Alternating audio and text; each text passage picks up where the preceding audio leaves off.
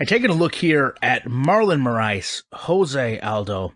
Aldo was going to make the move to bantamweight and really be given an immediate chance to be a contender. I almost wish this fight was in Brazil because this is a huge fight. If this fight was in Brazil, I don't even know how they would react. And I know a lot has been made of Aldo's weight cut, but I also know one thing that gets overlooked is Jose Aldo is a world-class athlete, period. This is a guy that we know could have been playing FIFA if he didn't want to fight. He's got 10 years of fighting the absolute best in the division. And one thing he's actually very, very good at is resurging his career. I mean, this is a guy that took a loss to Conor McGregor and followed up with a dominant win over Frankie Edgar, back-to-back losses to Holloway, and comes back and knocks out Jeremy Stevens when, I mean, how many of us were ready to write him off for that fight, right? So you've got a division change, you've got a loss, and you've got an opportunity to go right back into contention.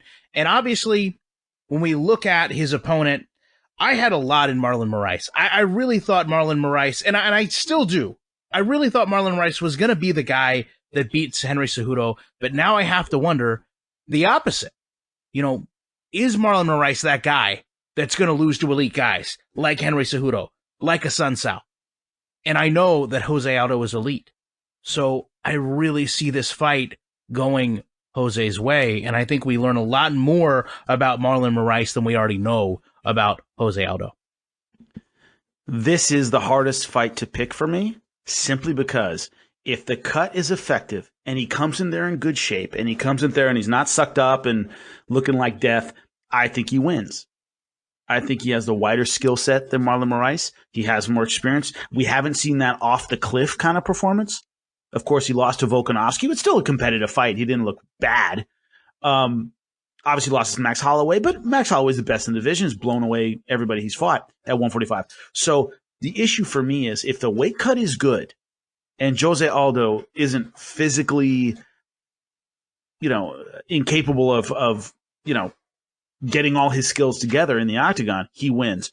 If the cut is bad and he is sucked up and terrible, Moraes might take him out in the first round. Now, I'm going with Jose Aldo because I think he's going to have the cut well in hand by then. I think he can have a vintage performance at 135. We could be horribly wrong.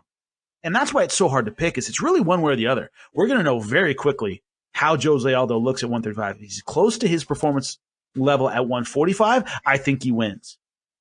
But if it took everything to get down to 135, Marlon Moraes is a skilled fighter and might take him out early. It's going to be one or the other, I think, in dramatic fashion.